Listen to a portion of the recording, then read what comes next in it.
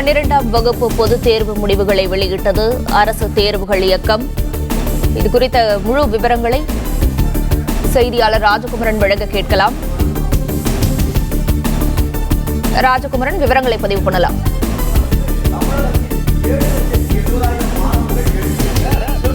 பொதுத் தேர்வு முடிவுகள் வெளியிடப்பட்டிருக்கின்றன. அரசு தேர்வுகள் துறை இயக்குனர் சேது ராமவர்மா பொதுத் தேர்வு முடிவுகளை +2 மாணவர்களுடைய மதிப்பெண்களுடன் கூடிய முடிவுகளை வெளியிட்டு வரக்கூடிய காட்சிகளை பார்க்கின்றோம். தமிழகம் முழுவதும் 7,70,000 மாணவர்கள் வரை +2 பொதுத் தேர்வை எழுதியிருந்தார்கள்.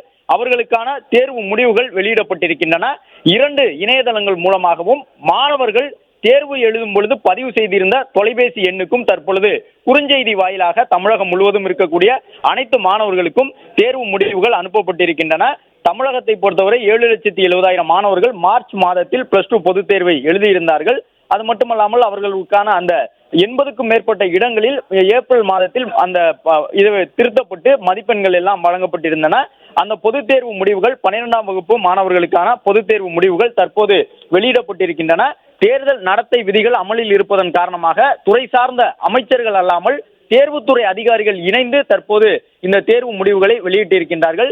மேல்நிலை 2ஆம் ஆண்டு மாணவர்களுக்கான +2 மாணவர்களுக்கான தேர்ச்சி விகிதம் அறிவிக்கப்பட்டிருக்கின்றது. மாணவர்களை பொறுத்தவரை 92.3 விழுக்காடு அளவிற்கு தமிழகத்தில் +2வில் தேர்ச்சி பெற்றிருக்கின்றார்கள். வழக்கம் போன்று இந்த முறையும் மாணவர்களை காட்டிலும் மாணவிகளுடைய தேர்ச்சி விகிதம் அதிகமாக இருக்கின்றது.